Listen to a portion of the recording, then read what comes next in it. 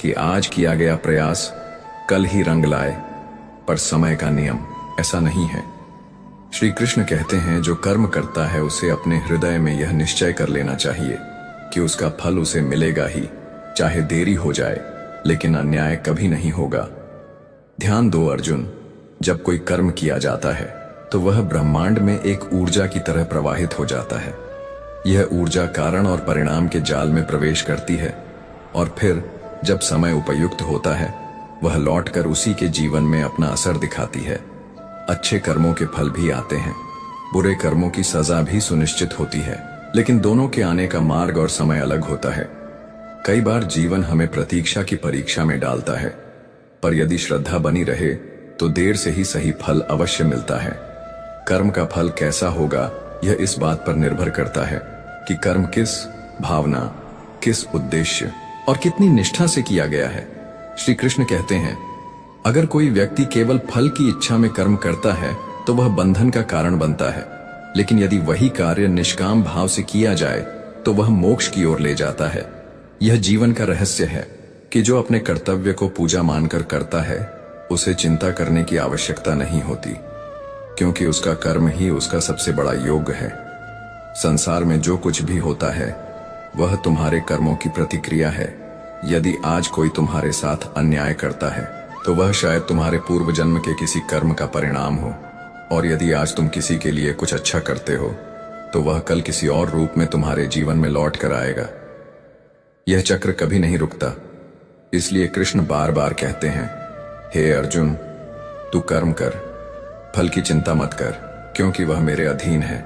कभी कभी तुम सोचते हो मैंने अच्छा किया फिर भी मेरे साथ बुरा क्यों हुआ, लेकिन तुम्हें यह समझना होगा कि कर्मों का हिसाब केवल इस जन्म से नहीं बल्कि अनेक जन्मों से जुड़ा होता है। आत्मा अमर है और वह अनेक योनियों से गुजरती है। जो फल अभी नहीं मिला वह भविष्य में मिलेगा, और जो दुख आज झेलना पड़ रहा है वह किसी पूर्व जन्म का परिणाम भी हो सकता है। यही कारण है कि श्री कृष्ण कहते हैं तू केवल अपने वर्तमान को सुधार, बाकी सब मुझ पर छोड़ दे। हर कर्म एक बीज है और हर बीज को अंकुरित होने के लिए समय चाहिए। कुछ कर्म तुरंत फलित हो जाते हैं, जैसे कि अग्नि में हाथ डालो तो तुरंत जलन होती है, लेकिन कुछ कर्म गहरे होते हैं, जैसे भूमि में डाले गए बीज जिन्हें फल बनने में महीनों वर्षों लगते हैं। तुम सोचते हो कि ईश्वर चुप है, लेकिन वास्तव में वह हर कर्म का लेखा जोखा रखता है। जब समय आता है तब वह उस कर्म के अनुसार न्याय करता है। उस न्याय में कभी चूक नहीं होती। मनुष्य जब छल करता है, झूठ बोलता है या किसी को कष्ट देता है तो शायद उस क्षण उसे कुछ नजर ना आए, लेकिन भीतर ही भीतर उसका भविष्य बदल रहा होता है। और जब उसका समय आता है तब वह समझता है कि उसने जो बोया था वही अब काट रहा है। यही गीता का सार है। कर्म कभी किसी से बचता नहीं है और ना ही उसका फल टलता है, केवल समय ही उसका मार्गदर्शक होता है। कर्मों का फल कैसे मिलता है? वह कई रूपों में आता है, कभी रिश्तों के रूप में, कभी स्वास्थ्य के रूप में, कभी धन या प्रतिष्ठा के माध्यम से। जो आज किसी की सेवा करता है वह कल दूसरों से सम्मान पाता है। जो आज अपमानित करता है वह कल अकेला और तिरस्कृत होता है। यह जीवन एक दर्पण की तरह है, जैसा तुम दोगे वैसा ही लौट कर पाओगे, और यही श्री कृष्ण की अमूल्य शिक्षा है। तुम्हारे जीवन में जो कुछ घट रहा है वह तुम्हारे ही कर्मों की प्रतिध्वनि है। कर्म जब निष्कलंक होता है तो वह आशीर्वाद बनकर जीवन में उतरता है, लेकिन जब उसमें स्वार्थ, अहंकार और पाप होता है तब वह धीरे धीरे दुख का कारण बन जाता है। यही कारण है कि श्री कृष्ण कहते हैं यदि तुम सत्य के पथ पर हो तो कठिनाइयां आएंगी जरूर, पर अंततः जीत तुम्हारी ही होगी। लेकिन यदि तुम अन्याय के सहारे आगे बढ़ते हो तो वह मार्ग ज्यादा दूर नहीं जाएगा। इस जीवन में कोई भी क्षण ऐसा नहीं होता जब हम कर्म ना कर रहे हो। यहां तक कि विचार भी एक प्रकार का कर्म है। तुम्हारे विचार ही तुम्हारे भाव बनाते हैं। Welcome to no bank sir. How? और वे भाव तुम्हारे कर्मों का स्वरूप तय करते हैं। इसलिए श्री कृष्ण ने गीता में स्पष्ट कहा, मनुष्य अपने विचारों से ही महान बनता है या पित होता है। यदि विचार शुद्ध है तो कर्म भी सात्विक होंगे और फल भी पवित्र होगा। भविष्य में क्या होगा? यह इस बात पर नहीं टिका कि तुम कितनी पूजा करते हो, कितने व्रत रखते हो, बल्कि इस बात पर आधारित है कि तुम्हारे कर्म कितने ईमानदार, सच्चे और निष्कलंक हैं। कर्म ही असली भक्ति है, क्योंकि भगवान उसी को पसंद करते हैं जो कार्य में ईमानदारी और समर्पण दिखाता है, जो केवल शब्दों में भक्त है लेकिन कर्मों में अन्याय करता है, वह कभी ईश्वर की कृपा नहीं पा सकता। श्री कृष्ण ने यह भी कहा, जो व्यक्ति प्रतिदिन थोड़े थोड़े कर्मों को भी सजगता से करता है, उसका जीवन धीरे धीरे प्रकाश से भर जाता है, क्योंकि परमात्मा को गति में श्रद्धा चाहिए, गति में विनम्रता चाहिए। तुम चाहे कितना भी छोटा काम करो, अगर वह सच्चाई से किया गया है तो उसका फल भी अमूल्य होगा। कर्म का फल तुम्हारी नियति से जुड़ा होता है, और नियति कभी किसी का अपमान नहीं करती जो सच्चाई के मार्ग पर चलता है। हे मानव, जब तुम यह सोचते हो कि तुम्हारे जीवन में न्याय नहीं हो रहा, जब तुम्हारी मेहनत व्यर्थ लगने लगती है, और जब तुम यह महसूस करते हो कि शायद इस संसार में अच्छाई का कोई मूल्य नहीं बचा, तो उस क्षण याद करो कृष्ण को, क्योंकि वही है जो सब देख रहा है, वही है जो हर सांस, हर भावना और हर आंसू की गवाही बनता है। वह कभी चुप नहीं रहता, बस उसकी चुप्पी ही तुम्हारे धैर्य की परीक्षा बनती है। कई बार जीवन तुम्हें ऐसे मोड़ पर ले आता है जहां हर रास्ता बंद लगता है, जहां कोई सहारा नहीं दिखाई देता, और तुम थक जाते हो अपने अच्छे कामों का बोझ उठाते उठाते। तुम रोते हो, गिड़गिड़ाते हो, हे भगवान, मैं तो सच्चा रहा, फिर भी मुझे दुख क्यों मिला? तब श्री कृष्ण भीतर से उत्तर देते हैं, हे प्रिय, तुम्हारा हर आंसू मेरे पास सुरक्षित है, तुम्हारे हर अच्छे कर्म का फल संचित हो रहा है। यह समय भी बीत जाएगा, पर तुम्हारी सच्चाई सदा अमर रहेंगी। ध्यान से सुनो, यह संसार तात्कालिक परिणाम नहीं देता। तुम्हें जब लगता है कि सब हार गए, बस तुम बचे हो, वहीं से तुम्हारी विजय का आरंभ होता है। जो व्यक्ति कर्म करते समय केवल फल के पीछे नहीं भागता, वह धीरे धीरे परमात्मा की कृपा के निकट पहुंचता है। श्री कृष्ण कहते हैं, जो मुझ में श्रद्धा रखता है और निडर होकर अपने धर्म का पालन करता है, उसके लिए मैं स्वयं मार्ग बन जाता हूं। तुम सोचते हो कि तुम्हारा कर्म छोटा है, शायद उसकी कोई कीमत नहीं होगी, लेकिन भगवान कभी कर्म के आकार को नहीं, बल्कि उसकी भावना को देखते हैं। एक भूखे को एक रोटी देना, किसी दुखी के आंसू पोंछ देना, किसी अनजान की मदद कर देना, ये वो कर्म है जिनका फल तुम्हें तभी नहीं, सदियों तक मिलता है। और जब तुम्हें लगे कि कोई देख नहीं रहा, तब समझ लेना कि ईश्वर सबसे गहरी दृष्टि से सब कुछ देख रहा है। चुपचाप कई बार तुम्हारे अच्छे कर्मों का फल देर से आता है, ताकि तुम उसमें अहंकार ना पालो। ईश्वर चाहता है कि तुम्हारे भीतर नम्रता बनी रहे। वह तुम्हें सफलता देता है, पर पहले तुम्हें सहनशील बनाता है। वह चाहता है कि जब तुम फल पाओ, तब तुम्हारा हृदय इतना विशाल हो कि तुम वह फल दूसरों में बांट सको। इसलिए वह तुम्हारे कर्मों का फल तभी देता है जब तुम उसे संभालने योग्य बनो। यह जीवन केवल लेने के लिए नहीं है, देने के लिए भी है। और जब तुम बिना किसी अपेक्षा के कर्म करते हो, जब तुम यह जानकर भी किसी की मदद करते हो कि वह तुम्हें कभी धन्यवाद नहीं देगा, तब तुम वास्तव में ईश्वर के समीप होते हो। श्री कृष्ण कहते हैं, कर्म तब दिव्य बनता है जब उसमें ना कोई स्वार्थ हो, ना कोई भय, बस प्रेम और श्रद्धा हो। सुनो, जब तुमसे अन्याय होता है और तुम फिर भी जवाब में न्याय करते हो, तब तुम्हारी आत्मा सबसे उज्जवल होती है। तुम्हारे उस क्षण को ब्रह्मांड दर्ज करता है, और वह फल तुम्हारे लिए उस फल की शुरुआत बनता है जिसे कोई छीन नहीं सकता। कोई भी कष्ट, कोई भी तकलीफ व्यर्थ नहीं जाती जब तुम उसे भगवान के नाम पर सहते हो। श्री कृष्ण हर उस क्षण में तुम्हारे साथ होते हैं जब तुम सच्चाई के लिए अकेले खड़े होते हो।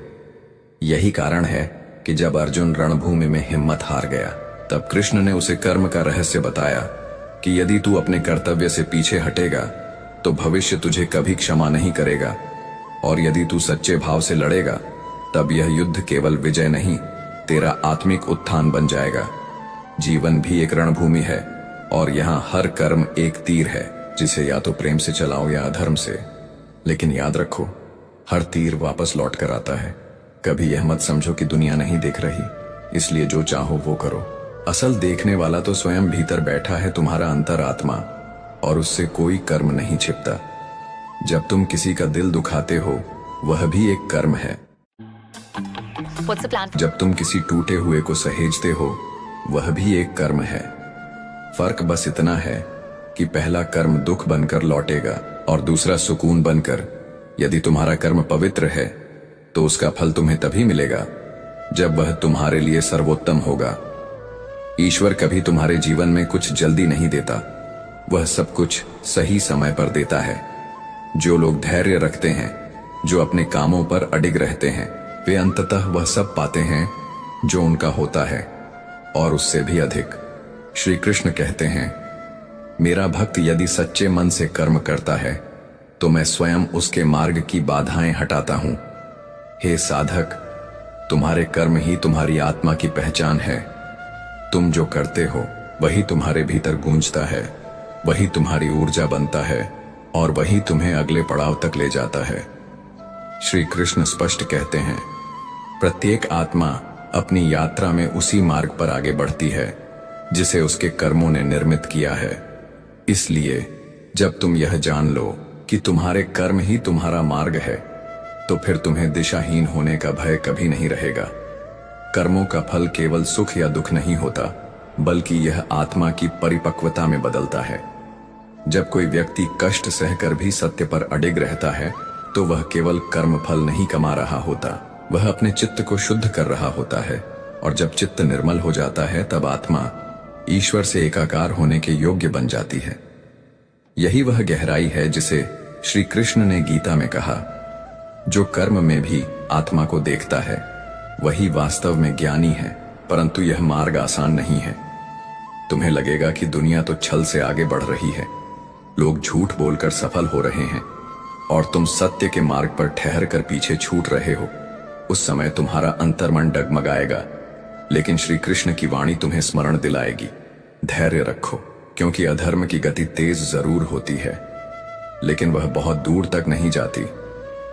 धर्म की गति धीमी हो सकती है लेकिन वह सदैव गंतव्य तक पहुंचती है। जब तुम्हें अपने कर्मों के फल का इंतजार लंबा लगने लगे तो एक पल रुक कर यह सोचो कि शायद भगवान तुम्हारे फल को और सुंदर बना रहे हैं।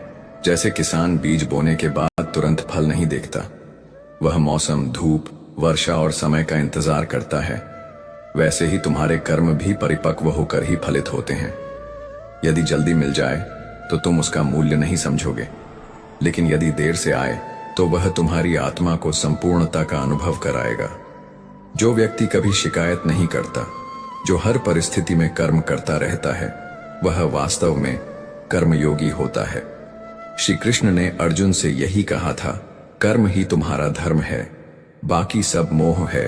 इसलिए जब जीवन कठिन हो, लोग तुम्हारे साथ अन्याय करें, तब भी कर्म करते रहो, क्योंकि सच्चा कर्म तुम्हारे आत्मबल को मजबूत करता है। और जब आत्मबल बढ़ता है तब कोई भी दुख, कोई भी विफलता तुम्हें तोड़ नहीं सकती। सुनो, कर्म केवल बाहरी क्रिया नहीं है, वह तुम्हारी सोच, तुम्हारे संकल्प और तुम्हारे इरादों से भी बनता है। अगर तुम्हारा हृदय स्वार्थ, ईर्ष्या या अहंकार से भरा है तो अच्छे कार्य भी अंततः अशुद्ध हो जाते हैं। पर यदि तुम्हारी भावना निर्मल है तो छोटे से छोटा कार्य भी ब्रह्मा की पूजा बन जाता है। श्री कृष्ण कहते हैं, भावना शुद्ध हो तो हर कर्म यज्ञ बन जाता है। और जब तुम यह समझ जाओगे कि जीवन में जो भी हो रहा है वह तुम्हारे ही कर्मों की प्रतिध्वनि है, तब शिकायतें समाप्त हो जाएंगी। तब तुम किसी को दोष नहीं दोगे, न भाग्य को कोसोगे, न भगवान को। तुम जानोगे कि जो भी आया वह तुम्हारे भीतर से निकला था। और जब यह आत्मज्ञान तुम्हें प्राप्त होगा तब तुम अपने कर्मों में सजग हो जाओगे। यही वह क्षण होगा जब तुम्हारा जीवन ईश्वरमय बनने लगेगा। जो कर्म अब भी परिणाम नहीं दे रहा वह कहीं भीतर जड़ें जमा रहा है, और जब समय आएगा तो वह वृक्ष बनकर तुम्हें छांव भी देगा, फल भी। बस तुम्हें अपने भीतर विश्वास बनाए रखना है, उस ईश्वर पर जो अदृश्य है पर सदा सजीव है। श्री कृष्ण कहते हैं, मैं कर्म का लेखा रखता हूं और मैं ही समय आने पर उसका न्याय करता हूं। तुम्हें यह जानना जरूरी है कि कुछ कर्मों का फल तात्कालिक नहीं होता, क्योंकि वे तुम्हारी आत्मा की परीक्षा के लिए होते हैं। जैसे तपस्वी कठिन साधना करता है, पर वर्षों बाद सिद्धि मिलती है। वैसे ही तुम जब सच्चाई से जूझते हो तो तुम्हारी आत्मा महान बनने के लिए परिपक्व हो रही होती है, और यह परिपक्वता ही तुम्हें उन ऊंचाइयों तक ले जाती है जहां केवल गिने चुने पहुंचते हैं। तो हे आत्मन, यदि तुम्हारा हृदय शुद्ध है, कर्म सच्चे हैं और मन में श्रद्धा है, तो तुम्हें कोई रोक नहीं सकता। भले ही समय देरी करे, लेकिन ईश्वर कभी अन्याय नहीं करता। यह संसार कुछ समय के लिए तुम्हें अनदेखा कर सकता है,